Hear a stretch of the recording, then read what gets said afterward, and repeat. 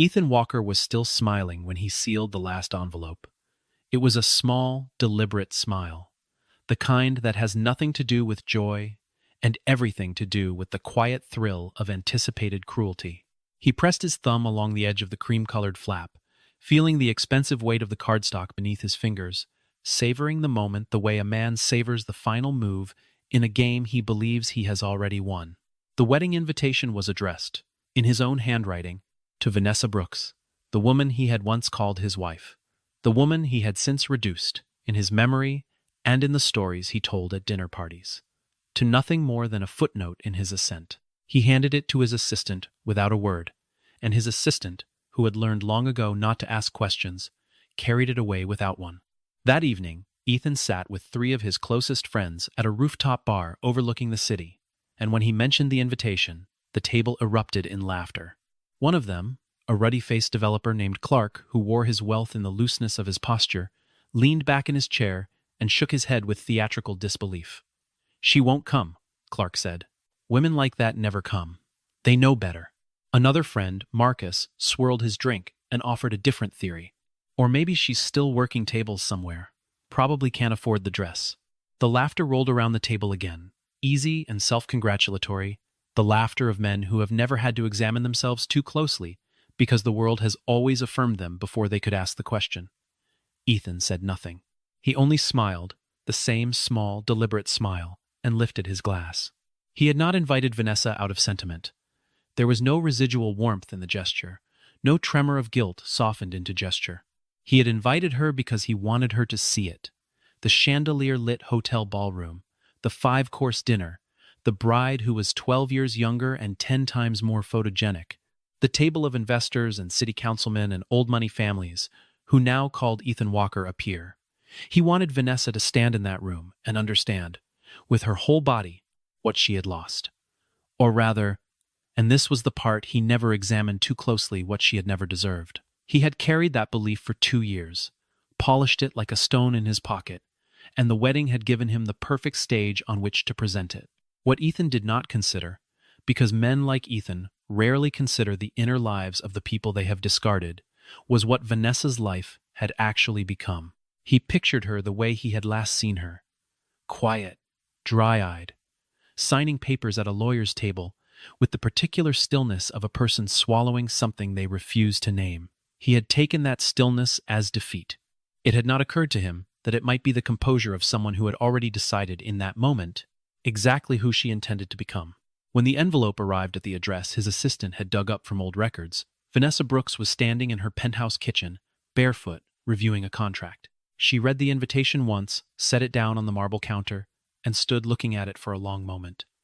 The city hummed 31 floors below her. One of her team leads was waiting for her on a call, and she had a meeting with a defense contractor in the morning, and there were approximately 47 things more pressing than this cream-colored piece of cardstock, with its gold leaf lettering, and its invitation to witness the happiness of a man who had once asked her to be smaller, so he could feel larger. She picked it up and read it again. Then she said very quietly, to no one in particular, "He actually wants me there." She set the card down and walked to the window and looked at the city for a while longer. Then, she opened the drawer of the console table near the entryway, and from beneath a folded document and a spare set of keys, she withdrew a small velvet box. She opened it. Inside, the diamond of her former wedding ring caught the light without warmth, the way old things do. She looked at it for only a moment before closing the box again. Then she picked up her phone and made a call, and when the line connected, she said simply, "Clear my Saturday." The marriage had lasted 6 years, and for most of those 6 years, it had been Vanessa holding the structure upright with both hands. She had not resented it, not at first, and not even in the middle, when the weight became undeniable. She had loved Ethan with the particular devotion of a person who believes, genuinely and without cynicism, that the people we love are capable of becoming their best selves if only we provide the right conditions. She had believed in him when he couldn't believe in himself. She had worked 2 jobs while he launched and shuttered 3 separate ventures, each failure, leaving him a little more brittle, a little more in need of her steady voice at the end of the day. She had sold her car, a decision that cost her 2 hours of commuting time every day for 8 months to fund his 4th attempt. a commercial real estate consulting firm that had promise but needed capital and, more than capital, needed the kind of introductions that only came from knowing the right people in the right rooms. Vanessa knew those people. She had spent years building relationships quietly, without fanfare, in the way that people who are not given credit for their intelligence learn to operate efficiently, invisibly, with long-term patience. She made calls she never mentioned. She arranged meetings she attributed to luck or to Ethan's own initiative. She smoothed over the rough edges of his personality in conversations he was not present for, because she understood that his ambition was real, even when his execution was clumsy, and she believed the ambition deserved a chance. The thrum of watching him finally succeed, watching the deal close, watching his shoulders lose that particular tightness they carried when he felt like a failure had been its own reward. She had not needed the credit. She had needed him to become who she believed he could be. She remembered the night the first major deal had closed, a commercial development contract worth more than anything either of them had dared to name during the lean years.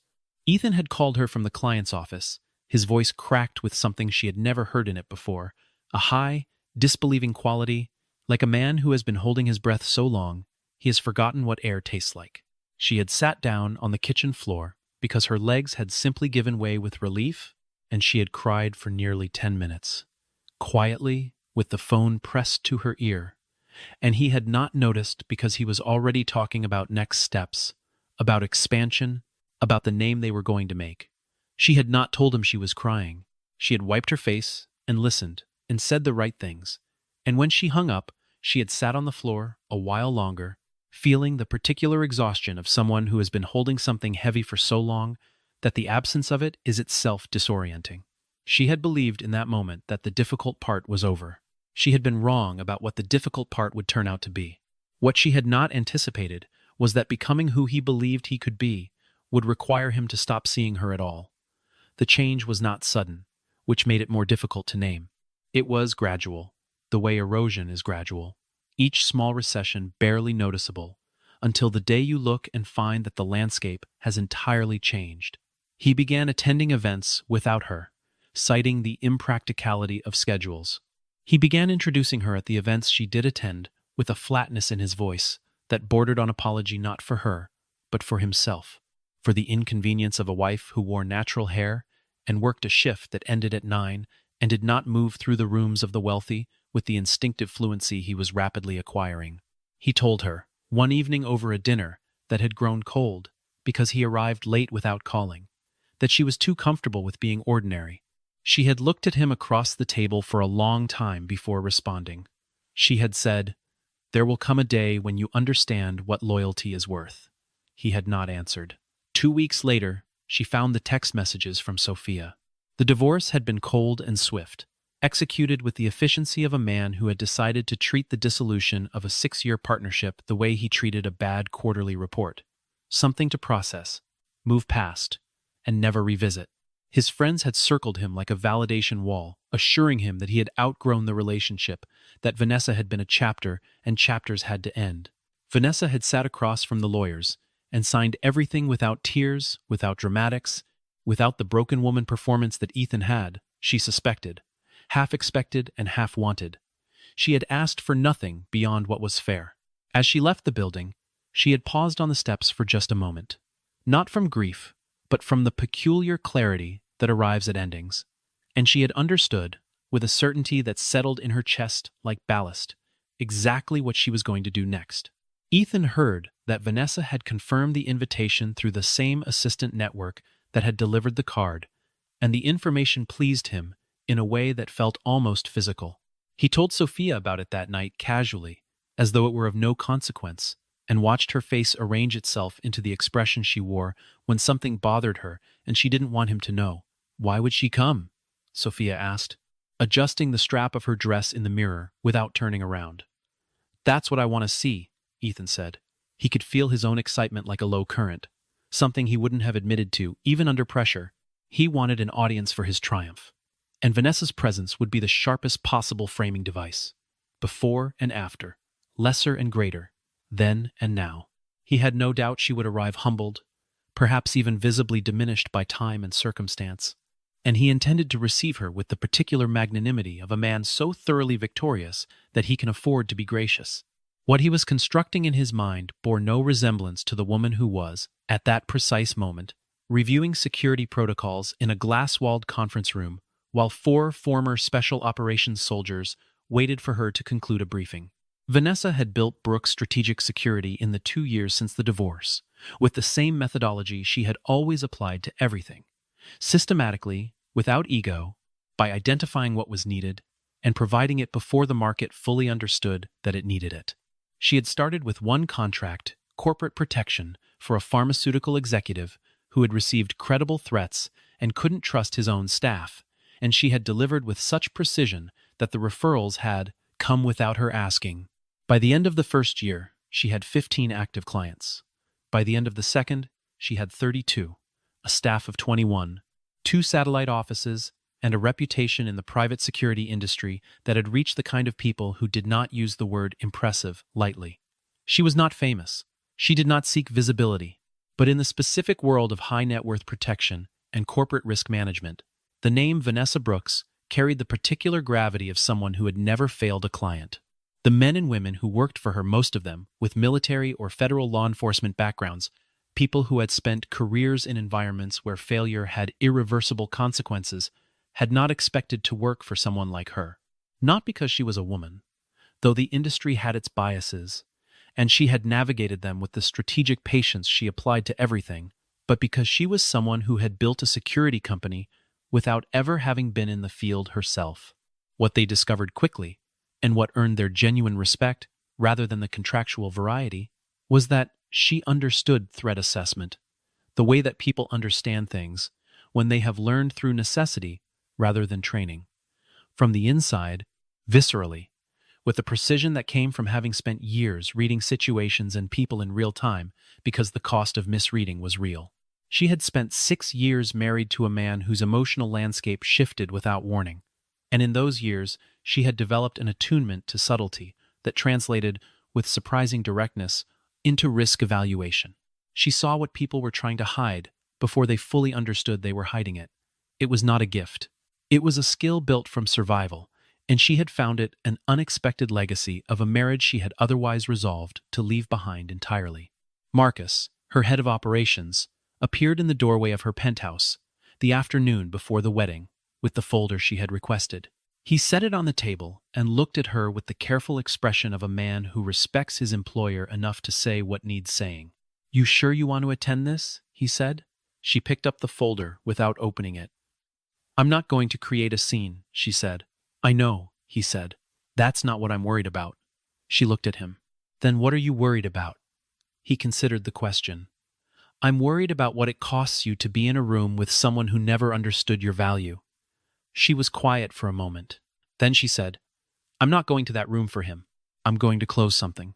There's a difference." Marcus nodded slowly. Then he set the folder on the table. "Everything we found is in there," he said. "Read it tonight." The Grand Harrington Hotel had been selected for the wedding with the specific intention of making an impression, and it succeeded on those terms without qualification. The ballroom ceiling soared 40 feet above hand-laid marble floors, and the floral arrangements, cream roses and trailing ivy, ordered from a florist who served 3 embassies, and a governor, cost more than most people's monthly rent. Ethan moved through the cocktail hour with the loose, expansive energy of a man performing prosperity for an audience he had specifically curated. He was dressed in a custom suit, his watch ostentatiously visible at the cuff, his smile calibrated for maximum approachability without sacrificing an ounce of dominance. He shook hands, received compliments, and allowed himself to be photographed with the easy fluency of someone who had practiced this version of himself until it felt like the original. Sophia stood beside him in an ivory dress that fit her like the work of someone who knew exactly what they were doing, and she was beautiful in the way that photographs are beautiful, complete from the outside, difficult to read from within. She smiled at the right moments and held Ethan's arm with the right pressure, but her eyes moved through the room with a restlessness she couldn't fully suppress. She had been asking about Vanessa for 2 weeks, in the tonal register of someone who claimed not to care but kept returning to the subject. Ethan had dismissed her each time, but the dismissals had a quality to them, slightly too quick, slightly too certain, that had not escaped her. She had once asked, during a quieter evening, why he had invited his ex-wife at all, and he had given her an answer that sounded reasonable on the surface, but had an odd hollow at the center of it, like a wall that rings wrong when you knock. She had not pushed. She was learning, without wanting to, that there were rooms inside Ethan she was not invited into. Outside the hotel, at precisely 7:43 in the evening, a formation of 3 black SUVs pulled to the curb with the deliberate spacing of a motorcade. The valets near the entrance paused. A doorman stepped back without being asked. The first vehicle's door opened, and a man in a charcoal suit, broad-shouldered, unhurried, scanning the entrance with the practiced calm of someone trained for exactly this, stepped out and took position. 2 more followed from the second vehicle. They did not rush. They did not perform. They simply occupied space with the quiet authority of people who know what they are protecting. And then the third door opened, and Vanessa Brooks stepped out. She wore black, not the apologetic black of a woman trying to disappear, but the deliberate black of a woman who has no interest in competing for a room's attention and therefore commands it completely.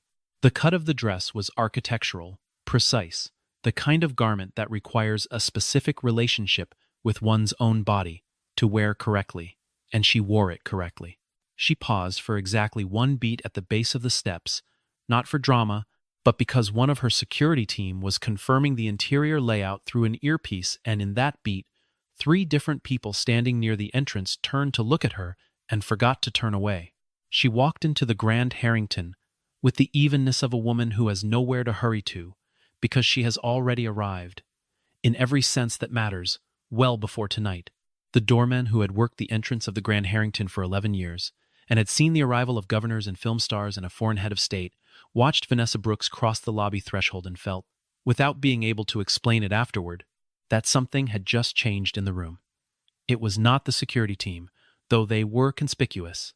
It was something in the quality of her attention, the way her eyes moved through the space, with the efficiency of someone cataloging, rather than admiring, taking in the room not as a spectacle, but as a set of variables she was already processing. She paused briefly near the entrance to the ballroom corridor, while one of her team murmured something through an earpiece, and in that pause she was entirely still, which was itself its own kind of theater, in a room full of people performing enjoyment. Then she nodded once and walked in, but it was real. Spreading through the crowd, the way temperature changes spread gradually, and then all at once. The first people to notice were near the entrance. The whisper moved inward. Ethan, who was mid-sentence with a city councilman near the bar, registered the change in the room's attention before he located its source, and something in him went still, in a way that had nothing to do with composure. He turned. He saw the security team, first 3 men in charcoal suits, moving with professional precision through the edges of the room, and then he saw Vanessa, making her way toward an open table with the kind of ease that comes from having nothing to prove. He had expected many things. The version of Vanessa he had spent 2 years constructing in his memory, diminished, perhaps brittle. Certainly less was nowhere in this room. The woman crossing his ballroom floor looked like someone who had taken the last 2 years and built an entire world inside them. He gripped his glass a little tighter and said nothing. Sophia was the one who spoke first, leaning into his shoulder and saying quietly, with a control that barely covered the edge beneath it, "Why does she have bodyguards?" Ethan's jaw moved. "She's just making an entrance," he said. "It doesn't mean anything." Across the room, a man in his 60s, Raymond Holt, a venture capitalist whose name appeared on the boards of 4 publicly traded companies, stopped mid-conversation and stared at Vanessa with an expression of undisguised recognition. He said something to the person beside him.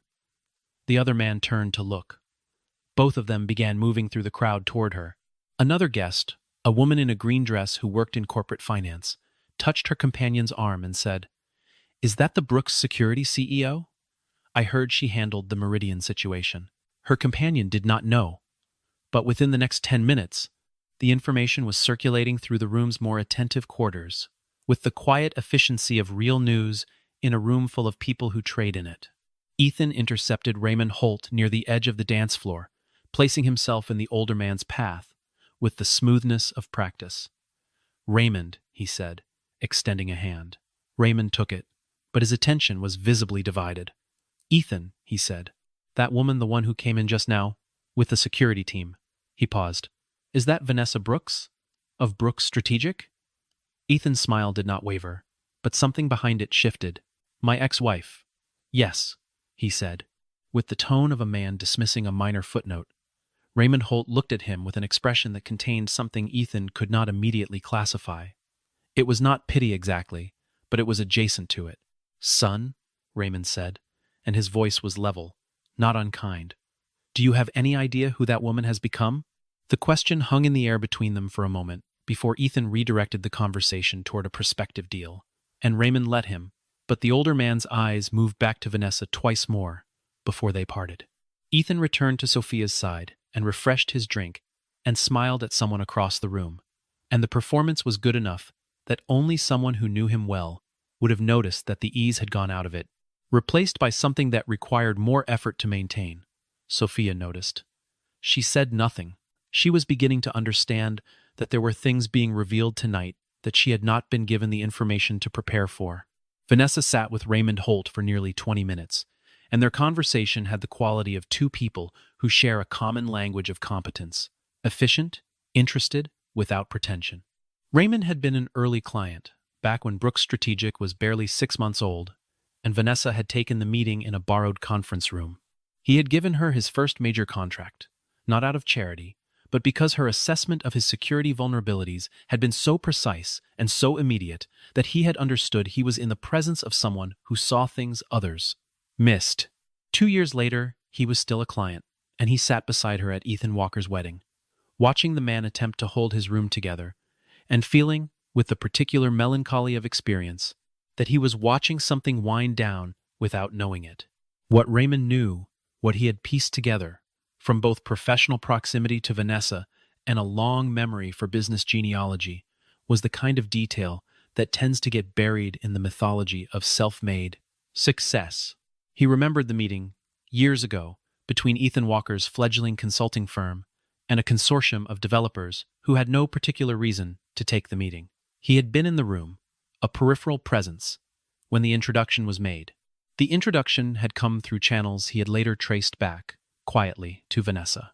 She had called in a favor from someone who owed her one, and she had done it without alerting Ethan, because she understood, and this was the part that had stayed with Raymond, the part that spoke to the particular quality of her intelligence, that Ethan's pride would not survive, knowing he needed the help. So she had given him the help invisibly, and he had taken the credit visibly, and she had said nothing because the success of the firm had mattered more to her than the attribution. Raymond had never told Ethan.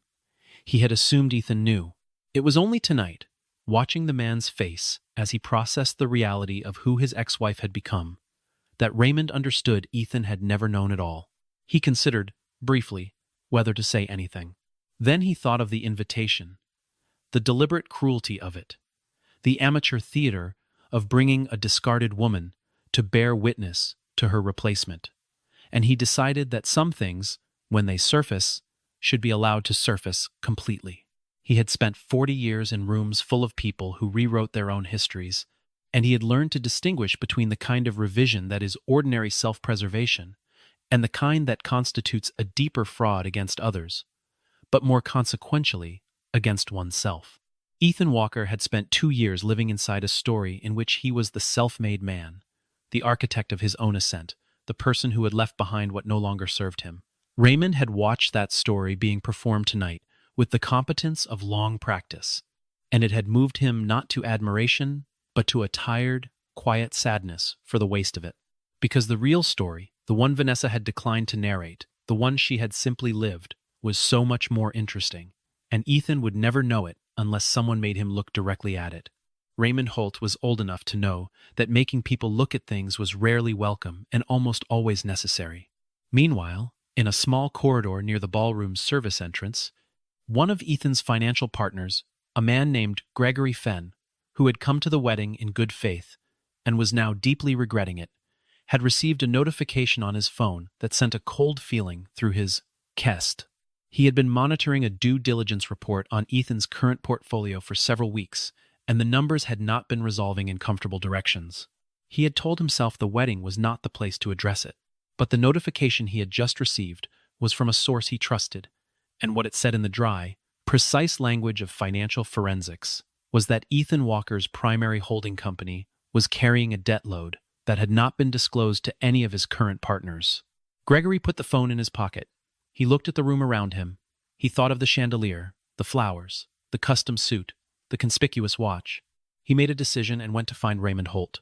Sophia found out about the debt at 9:47 in the evening, in the way that people find out things they have been carefully steered away from by accident, and all at once, with no buffer of preparation. She had stepped into the corridor for air and had overheard, through a partially open door, the tail end of a conversation between Gregory Fenn and another man whose name she did not know. The words she caught were specific enough that no amount of context would have softened them. Undisclosed liabilities, concealment, structural insolvency. She stood very still in the corridor for a moment. Then she walked back into the ballroom. She looked at Ethan across the room at the watch, and the suit, and the laugh he deployed like currency, and she felt, with sudden and total clarity, the specific sensation of a floor dropping away beneath her. Inside the ballroom, Vanessa was not doing anything dramatic. She was conversing, eating, existing in the room, with a quiet sufficiency that required no maintenance. She asked thoughtful questions of the people near her. She listened with what appeared to be genuine interest. She did not look at Ethan with triumph or with hunger or with any of the emotions that would have confirmed the narrative he had written about her. She looked at him. On the 2 or 3 occasions, their eyes met across the room, with something closer to acknowledgement, the way you look at a chapter of your life that you understand completely and have already read. This was, in ways that Ethan was struggling to articulate even to himself, more destabilizing than anything she could have done with confrontation. He had rehearsed responses to confrontation. He had prepared remarks, even casual, devastating ones, for the moment when she approached him with whatever emotion she had come to express. He had not prepared for her to simply be, in his room, unmistakably herself, complete and sufficient, and apparently unburdened by a single feeling she had not chosen to carry. He drank too much. It happened gradually, and then with commitment, the way most things do when a man cannot tolerate the pressure of sobriety in a moment that requires more of him than he is prepared to give. By 10:30, the edges of Ethan's calculated ease had blurred into something raw and less disciplined, and the people closest to him could feel the shift even if they could not name it. He crossed the room with the momentum of someone who has convinced himself that what he is about to do is his idea, and he stopped in front of Vanessa's table and looked down at her with the smile of a man who believes he is still, at this moment, in control of anything. "I'm glad you came," he said, loud enough for the surrounding tables to hear. "It means a lot, knowing you're here to see this." The words were crafted for an audience, and they landed with the register of a performance, the slight overpronunciation, the tilt toward cruelty dressed in the syntax of graciousness. The tables near them had gone quiet. Vanessa looked up at him with an expression so composed it bordered on kindness, and she said, clearly, and without hurry, "I didn't come for you, Ethan." The room held its breath. Ethan's smile stayed on his face one full beat past the point where it was believable, and then it shifted into something harder and less legible. Before he could respond, Raymond Holt stood from his chair with the deliberate gravity of a man who has made a decision and intends to see it through. He did not raise his voice. He did not perform. He simply said, with the flat authority of someone accustomed to having facts matter, "I think it's time to address some things that are overdue." He looked at Gregory Fenn, who had appeared at the edge of the gathering crowd. Gregory gave a short nod. What followed was not a scene in the theatrical sense. There was no shouting, no broken glass, no moment of operatic collapse. What happened was quieter and more absolute. Gregory Fenn stood and stated, in the measured language of a man who has decided that the cost of silence is higher than the cost of clarity, that he was withdrawing from the joint development project with Ethan's firm pending a full audit of the disclosed financials. He said it to Raymond technically, but the room heard it. Another partner, a woman named Diane, who had invested quietly in 2 of Ethan's residential projects, looked at her phone, and then at Gregory, and then at no one in particular, and then she rose from her table and excused herself. Sophia walked past Ethan without looking at him. She said, as she passed, one sentence, very quietly, that was not meant for anyone but him. "You should have told me." She did not stop. She did not turn back. The sound of her footsteps across the marble floor was the loudest thing in the room. For the moment it lasted, and then the sound faded, and the room filled in again with the hushed, careful noise of people who are witnessing something they will discuss for years, and are already editing their proximity to it. Someone near the bar set down a glass with a small, careful sound. A waiter paused in the doorway with a tray of untouched champagne flutes, assessed the room with the veteran's instinct for changed weather, and withdrew without entering. The band, which had been playing at a tasteful volume near the dance floor, went quiet between songs and did not start again. The chandelier continued to throw its light over everything indiscriminately, as chandeliers do, illuminating without judgment the collapsed flowers and the empty chairs and the man standing alone with a glass in a room that had turned away from him. Ethan stood alone in the center of the room with the remainder of his drink in his hand and the wreckage of a very specific fantasy spread across the floor around him. He looked at Vanessa. He looked at her with the expression of a man who has spent 2 years building a story about himself and has just watched the primary witness to its falseness walk through the door alive and entirely undestroyed. He said, "You did this." His voice had lost the performance. What remained was smaller and more honest, which made it worse. Vanessa looked at him steadily. "No," she said. "This was already done. I just showed up." The guests dispersed with the efficient grace of people who understand when an evening is over. The catering staff moved quietly through the thinning room, clearing glasses, restoring order to the surfaces. The chandelier above the empty dance floor cast its light over arrangements of cream roses that would be thrown away in the morning, over chairs pushed back at angles that told the story of sudden departures, over a room that had been designed for celebration and had hosted instead a kind of reckoning. Ethan sat down in the chair that had been reserved for him at the head table, and he sat there as the room emptied, and he did not move. He did not hear Vanessa approach. He was not aware of her until she was standing near him, not beside him, at a respectful distance that communicated no warmth, but also no cruelty. She looked at him the way a person looks at something they once loved and can no longer reach. The altered centerpiece was in his direct line of sight. The listing roses, the fallen petals, and she understood instinctively that he had been looking at it rather than at the room, rather than at the doors through which everyone had gone. He was not a man who sat alone well. She had known this about him years ago, and had made it, without thinking, part of how she understood her role in his life, as the person who prevented him from the particular emptiness of his own unstructured company.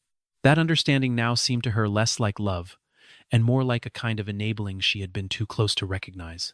He did not speak for a moment, and when he did, the voice that came out was stripped of everything he had spent years constructing. "Did you ever really love me?" he asked. It was not the question he had planned. He had not planned anything for this moment because he had not believed this moment would exist. Vanessa was quiet for a moment. Then she said, "Yes, I did." She did not say it to comfort him.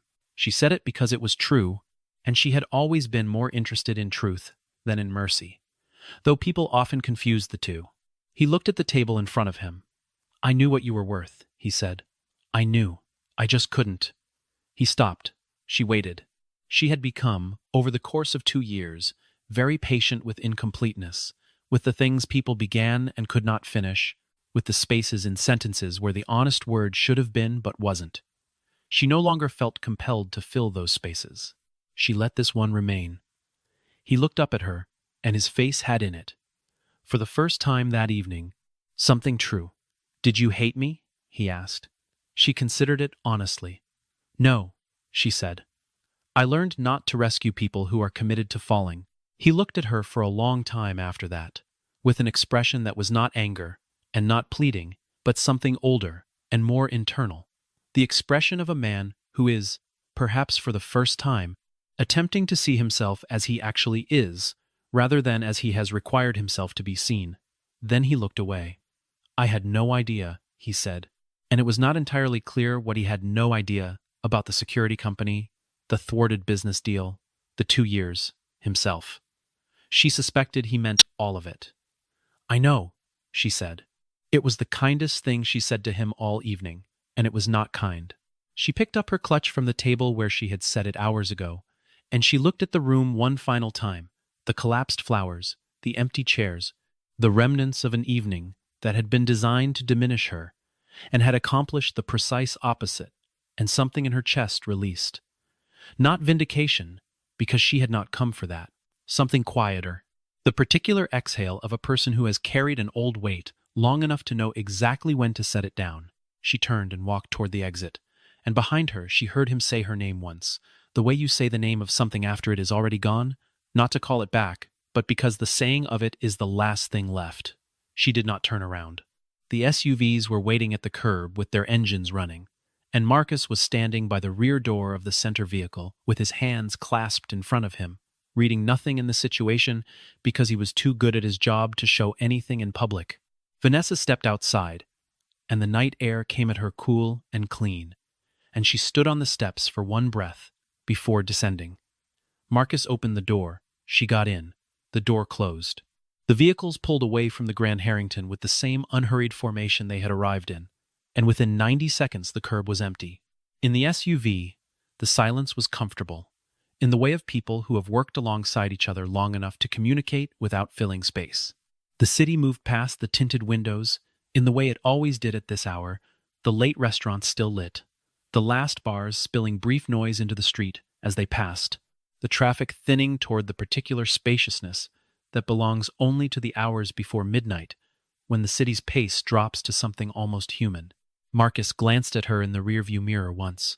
She was looking out the window at the city passing by, her expression unreadable from the outside, but entirely legible to anyone who understood what composure costs and what it protects. She had spent the evening being precisely who she was in a room designed to make her feel like less, and the effort of that, not the performance, but the genuine internal architecture required to remain fully yourself under sustained social pressure, was the kind of effort that does not show in real time and lands all at once. Afterward, in the quiet of a car moving through a city at night, she was aware of a tiredness that had nothing to do with the hour and everything to do with completion. After several minutes, he said quietly, "You doing all right?" She kept her eyes on the window. "Yes," she said. He waited a moment. Then, "Do you feel better?"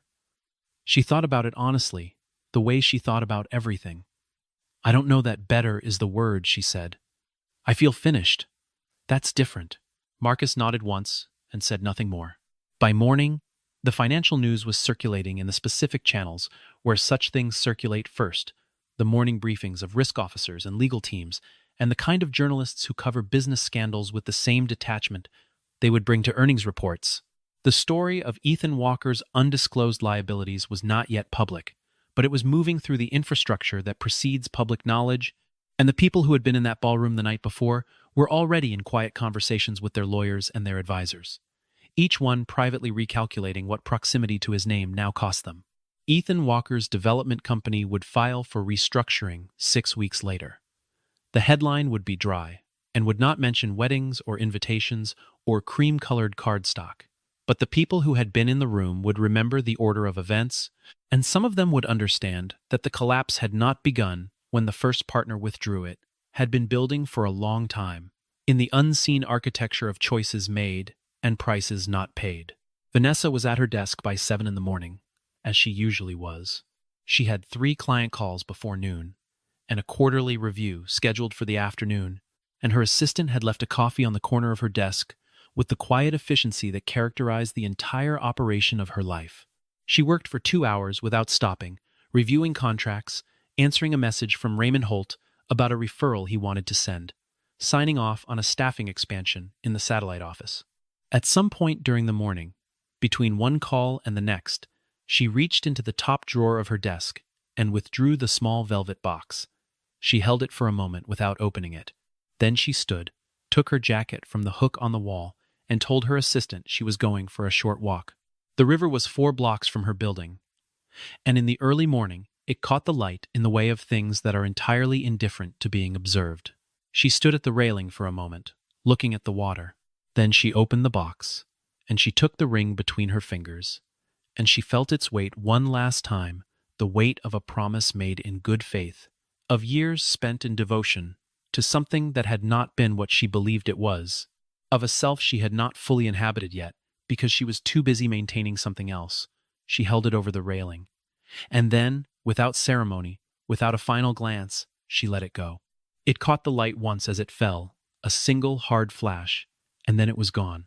She stood at the railing for another moment, watching the place where it had entered the water. The river moved on without comment, which was appropriate, because some things do not require witness to be real. A jogger passed on the path behind her, earbuds in, entirely indifferent to the small private ceremony she had just conducted. A bird crossed the water low and fast, and disappeared into the reeds on the far bank. The city was going about itself in the early morning way that cities have without drama, without acknowledgement, with the indifferent momentum of something too large to pause for individual reckoning. She felt, standing there, neither triumphant nor sad, but something that had no clean name in English. The feeling of having laid something down that you have carried for so long you forgot you were carrying it, and discovering, in the moment of setting it down, that your hands are lighter than you remembered they could be. She turned and walked back toward her building, and the morning opened ahead of her, clean and without encumbrance, and she walked into it with the particular sureness of someone who knows exactly who she is and has recently had the opportunity to confirm it. There is a common and durable myth about betrayal that the person who is wronged must carry it, must be marked by it, must in some way bear the evidence of having been discarded into the remainder of their life. It is a comfortable myth for those who do the discarding, because it makes the discarding feel final and complete, a verdict delivered that cannot be appealed. What Ethan Walker had failed to understand, what men like him almost always fail to understand, because understanding it would require a quality of imagination they have never been required to develop, is that what he had thrown away was not diminished by being thrown. It had landed. It had taken root. It had built something he could not have imagined when he sealed that invitation with his small, deliberate smile, something that would long outlast the evening he had designed for her humiliation.